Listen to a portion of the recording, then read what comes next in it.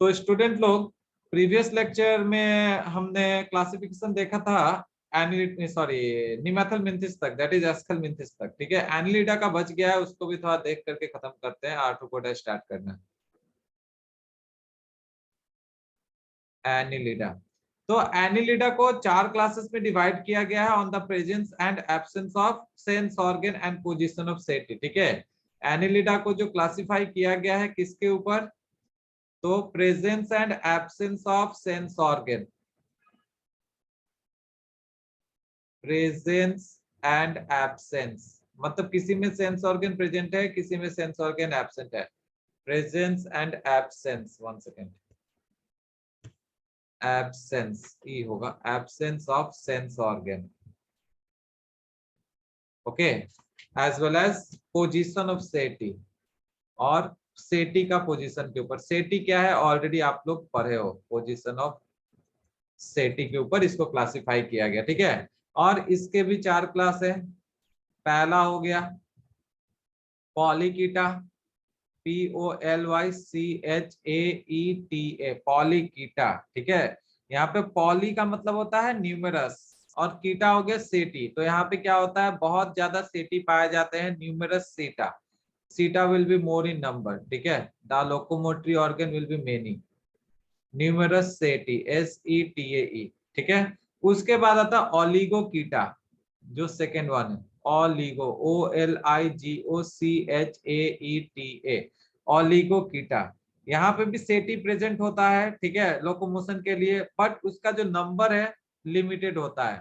ठीक है, तो हम क्या लिखेंगे, लिमिटेड नंबर ऑफ सेटी। यहाँ पे सेटी का नंबर जो है ये लिमिटेड है, इसकी तरह ज्यादा नहीं है, limited number of setae present. उसके बाद आता है, क्या बोला जाता है, Hirudinaria. The third is Hirudinea, HIRUDINEA, Hirudinea. और इस हीरुडीनिया में क्या होता है, पैरापोडिया और सेटी दोनों ही एब्सेंट होता है। ठीक है, पैरापोडिया भी नहीं होता और सेटी भी नहीं होता, पैरापोडिया एंड सेटी, SETAE, एब्सेंट, ये दोनों का दोनों एब्सेंट है। Okay,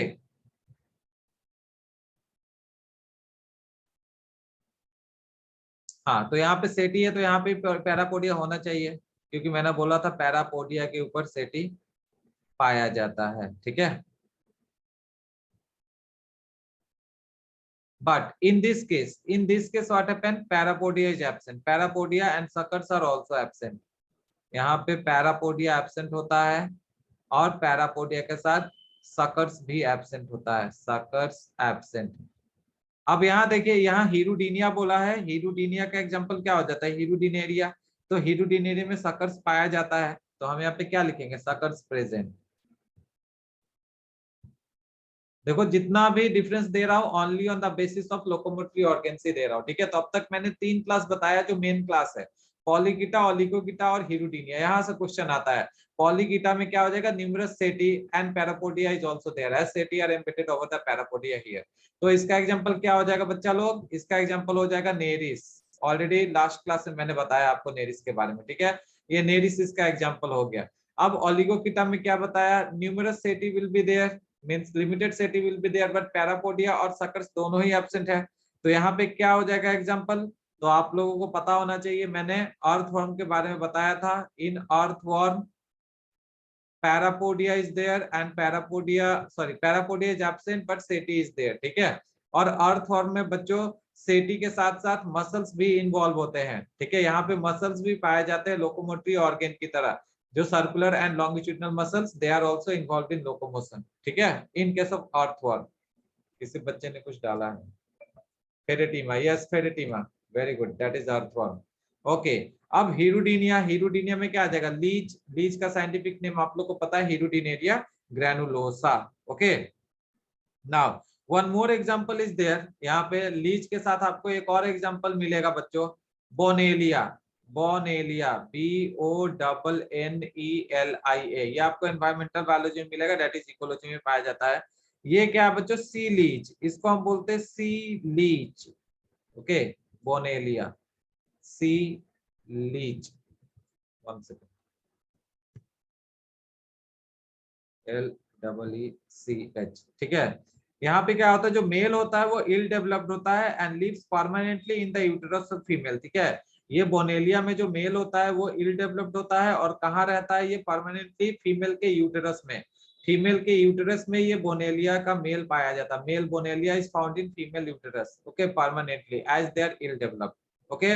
now the last one, जो लास्ट क्लास है एनिलिडा का, उसको बोला जाता है Archiannelida, ARCHIANNELIDA,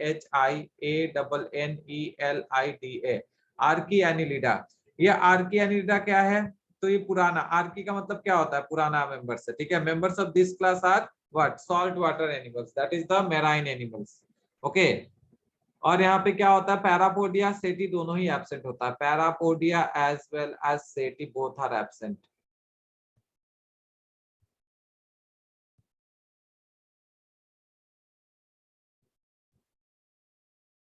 parapodia and setae both are absent, okay.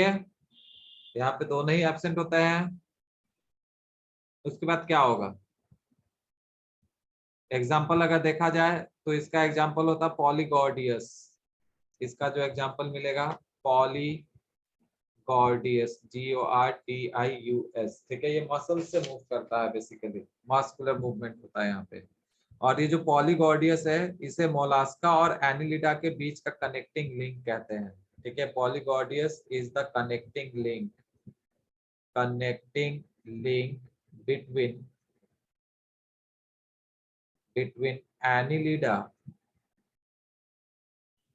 and mollusca, okay.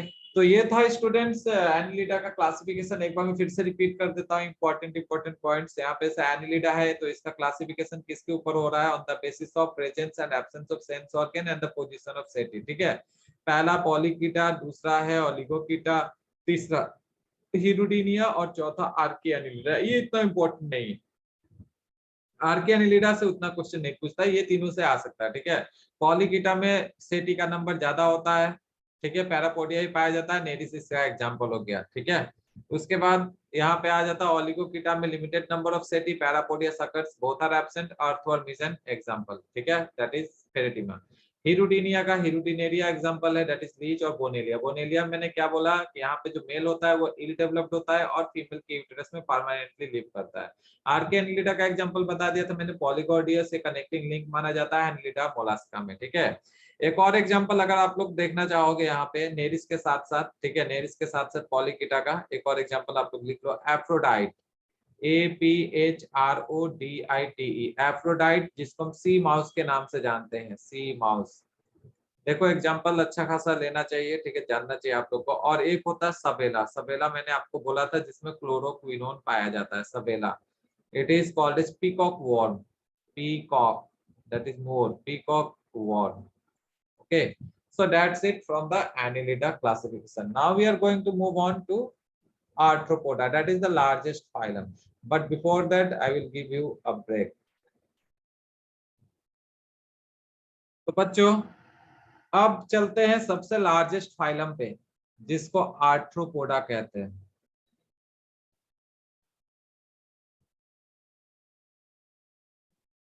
Arthropoda, तो जैसे मैंने आप लोग को पहले ही बताया था, आर्थ्रोपोडा जो है ये दो टर्म से बना हुआ है। पहला आर्थ्रोज, ARTHROS, और दूसरा है पोडोज, ओके। आर्थ्रोज का मतलब होता है जॉइंटेड और पोडोज का मतलब होता है फुट,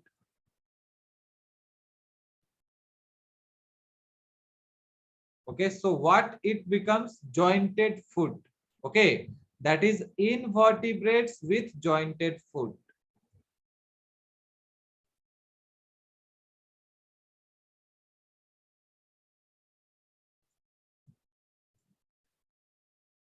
उसे हम आर्थ्रोपोडा कहते हैं, समझ गए, जिसका जॉइंटेड फुट है। जैसे चींटी हो गया, मधुमक्खी हो गया, स्पाइडर हो गया, ठीक है। बहुत सारा एग्जांपल यहाँ पे मिल जाएगा, okay. Now as I told you, it is the largest phylum of animal kingdom.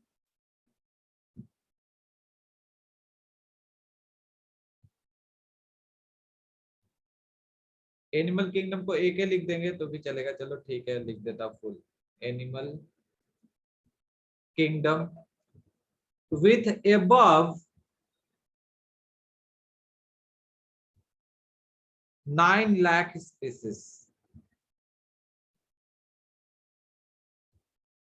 देखो कितना ज्यादा स्पीसीज है यहाँ पे, 9 lakh approx. Okay, and it constitute about 2/3 of all known animal species.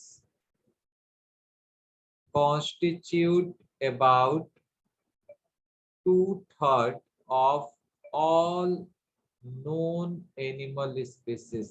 जितने भी स्पीसीज मिलते हैं एनिमल के उसमें से ये देखो 2/3, ठीक है, 3 में से 2 भाग तो वही ले गया, ठीक है, of animal species. Is that clear? तो ये तो रहा इंट्रोडक्शन आर्थ्रोपोडा के बारे में। अब चलते हैं जनरल कैरेक्टर्स के ऊपर। Okay, yes, insects general characters देखते हैं, इसका कैरेक्टरिस्टिक फीचर्स।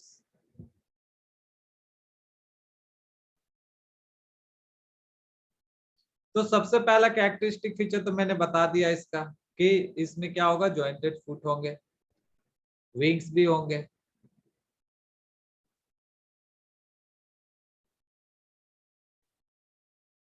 एनीलिडर तक हमने देखा था, वहां पे उड़ने वाले स्पीसीज हमको नहीं मिले, लेकिन यहाँ पे फ्लाइंग क्रिएचर्स हमको मिलेंगे, ठीक है, वहां पे वॉर्म लाइक था। तो देखो बच्चों, सबसे पहले हम हैबिट का बात करते हैं। इसमें हैबिटेट क्या है इसका, ये कहाँ पाया जाता है।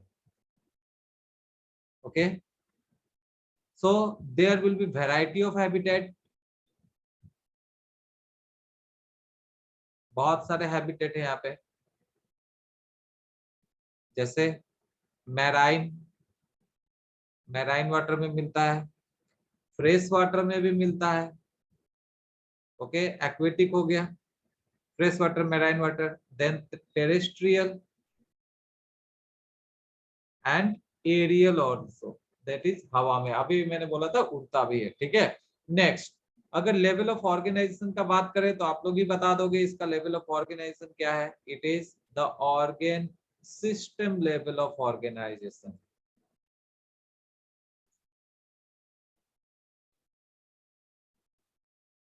Okay, after that they are triploblastic, they have 3 germ layers, ectoderm, mesoderm and endoderm.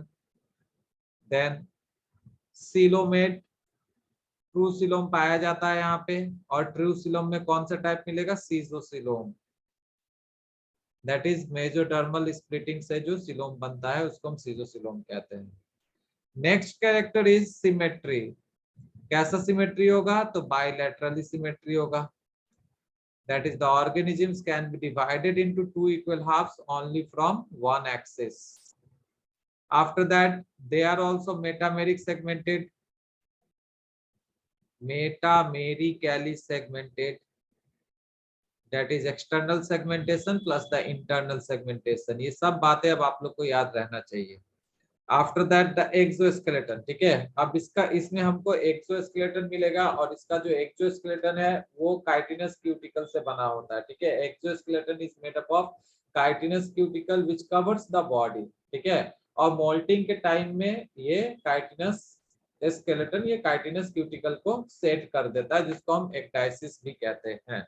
तो चलो इस पॉइंट को हम स्टार मार्क दे करके लिख सकते हैं नेक्स्ट पेज में। Okay, that is exoskeleton. Its exoskeleton is made up of, इसका जो एक्सोस्केलेटन है ये किससे बनता है, काइटिनस क्यूटिकल से, दैट इज काइटिन से, chitinous cuticle. Okay, this chitinous cuticles covers the whole body,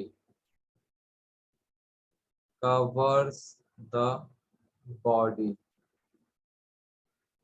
और ये काइटिनस क्यूटिकल कब निकलता है, तो हम क्या लिखेंगे, this chitinous cuticle said of, said of का मतलब ये बॉडी से छूट छूट जाता है, ठीक है, छूटता है, ये बाहर ये निकल जाता है बॉडी से, ऊपर ऊपर का परत इसका निकल जाएगा, ठीक है। ये जो काइटिनस क्यूटिकल है, it is said of eight interval, eight interval, समय समय पे, ठीक है, eight interval, called as called as molting, MOULTING, molting, और एकडाइसिस, इसको हम एकडाइसिस भी कहते हैं। ओके, मोल्टिंग का another name is ecdysis. Is that clear? यहाँ पे देखो, मैं फिर से एक बार रिपीट कर रहा हूँ, मोल्टिंग के टाइम क्या होता है, जो एक जो स्केलेटन होता है जो कि काइटिनस क्यूटिकल से बना हुआ है, क्यूटिकल से बना हुआ है, ये बाहर निकल जाता है, ठीक है, बॉडी से छूट जाएगा। नेक्स्ट, अब इसका जो बॉडी है, the body of arthropoda can be divided or easily divisible into head, thorax and abdomen, ठीक है। इसके बॉडी में, इसको बॉडी को हम डिवाइड कर सकते हैं, body can be divided into head, thorax and abdomen, okay. जैसे ये हेड हो गया, आगे का पोर्शन, उसके बाद ये थोरैक्स हो गया, थोरासिक रीजन, और ये हो गया एब्डोमेन, समझ रहे हो, इस तरह से, ओके, लाइक दिस। एक चींटी को याद करो, आप लोग चींटी देखा होगा आप लोगों ने, ठीक है, अच्छे से देखा है कि नहीं डोंट नो, लेकिन देखना चाहिए, आप लोग को एज्यूम करना चाहिए, okay. Insects, head, thorax and abdomen, ये तीन पार्ट में डिवाइड होता है इसका बॉडी, ठीक है। And they also have what, jointed appendages. अभी भी थोड़ा देर पहले बताया मैंने कि इसका जो अपेंडेज होगा, जो लेग्स होगा, वो जॉइंटेड होता है, ठीक है, जॉइंटेड अपेंडेज। अपेंडेज हम किसको बोलते हैं, appendage means the extensions of the body, जैसे हमारा पैर, ठीक है, तो उसका भी पैर। So now these appendages will help in feeding, sensory reception, ठीक है, after that locomotion and reproduction, ठीक है। Why you are writing a thorax and abdomen? कौन है जो ये मार्क कर रहा है? तो बच्चों आगे बढ़ते हैं। अब इसका जो अपेंडेजेस है, ठीक है, ये किस में काम आता है? These appendages will help in feeding, feeding मतलब खाने में, उसके बाद सेंस करने में, तो हो जाएगा sensory reception, then locomotion and reproduction also,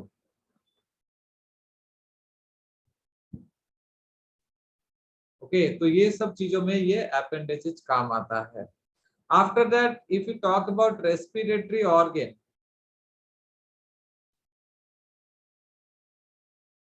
respiratory organ,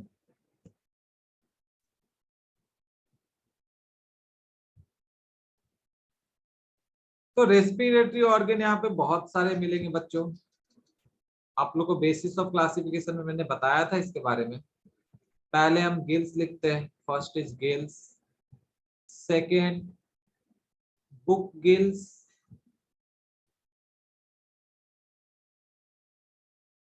then comes book lung, and after that the last one, trachea, a tracheal system, TRACHEAL SYSTEM, tracheal system, ठीक है, ओके।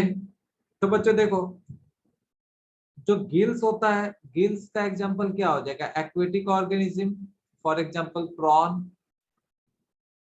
प्रॉन दैट इज झींगा आप लोग बोलते हो उसको, ठीक है, प्रॉन, प्रॉन का साइंटिफिक नेम हो जाता है पैलेमोन मैल्कम सोनी, ठीक है। उसके बाद आता है बुक गिल्स, बुक गिल का एग्जांपल हो जाएगा king crab, that is limulus, मैंने बताया था आपको, दिस किंग क्रैब और limulus is considered as living fossil, अगर आपको याद होगा तो, ठीक है, लिमुलस, इसको लिविंग फॉसिल मैंने कहा था। ये सब चीजें याद रखा कीजिए, ठीक है, आता है क्वेश्चन, इसे पूछ देता है। living fossils, after that book lungs, book lungs will be found in scorpion, that is बिच्छू, ठीक है, scorpion. After that, tracheal system will be found in insects,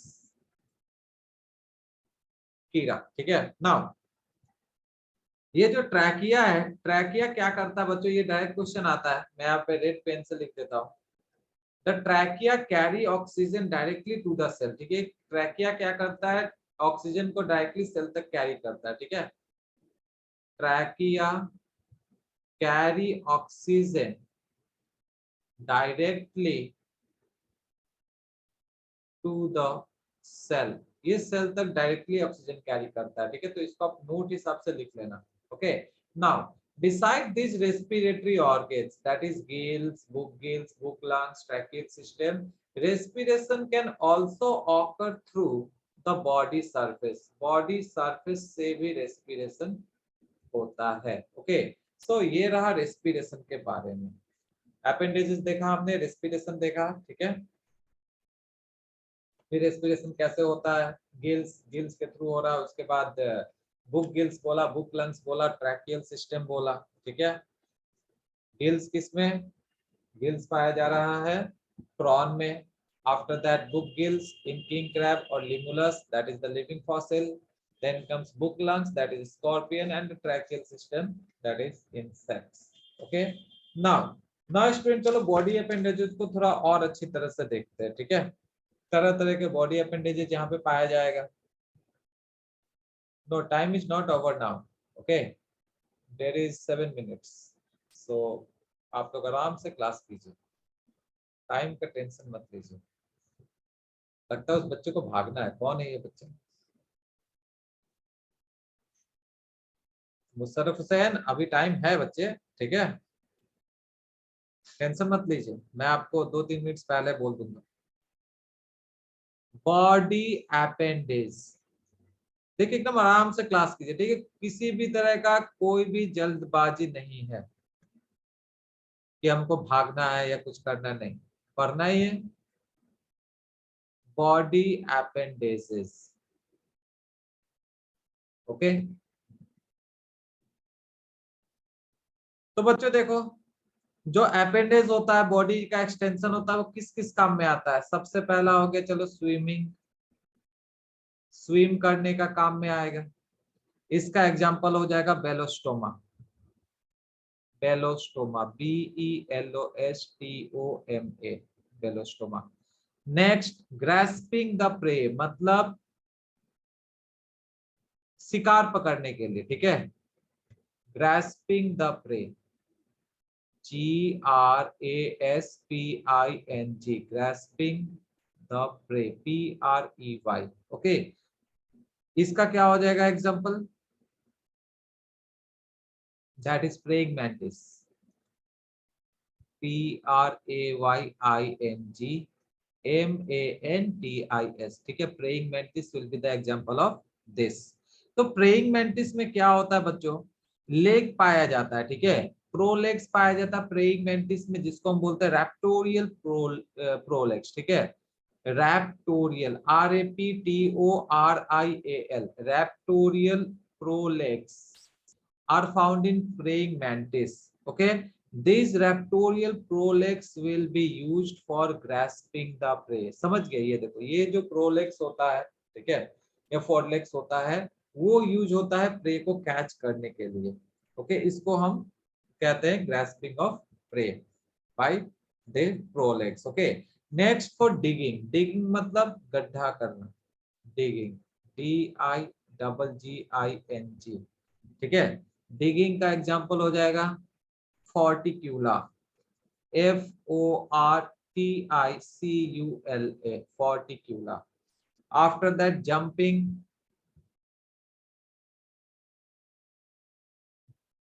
jumping, that is saltatory legs in grasshopper. Grasshopper जो jump करता है, उसमें leg पाया जाता है, उस लेग को हम सॉल्टेटरी कहते हैं. किसी बच्चे ने कुछ चैट बॉक्स में डाला है, 1 सेकंड. आप लोग क्लास का टाइम मत डिस्कस करो, ठीक है, क्लास करो. ओके, 5:30 तक क्लास का टाइमिंग है. I will leave you. Saltatory leg, in grasshopper.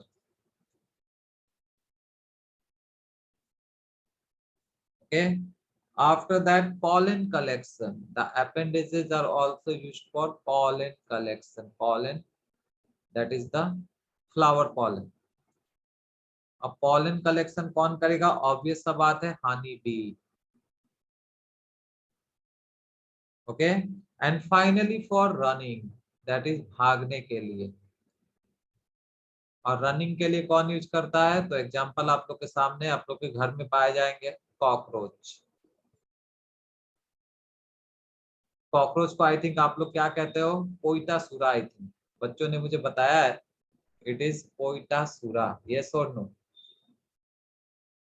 Okay, it is पोइटासुरा. Yes or no? यस लिखिए अगर एसएमएस में कॉकरोच को पोइटासुरा बोला जाता है तो. ठीक है. नाउ तो बच्चों देखो यहाँ पे बॉडी अपेंडेजेस में, अपेंडेजेस का यूज हमने बताया. पहला स्विमिंग, दूसरा ग्रास्प करने के लिए, प्रे को पकड़ने के लिए. ठीक है.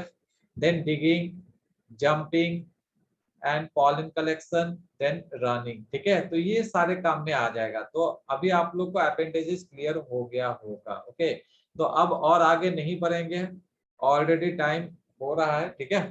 Thank you for attending the class but don't go anywhere. Okay, I am ending the session here.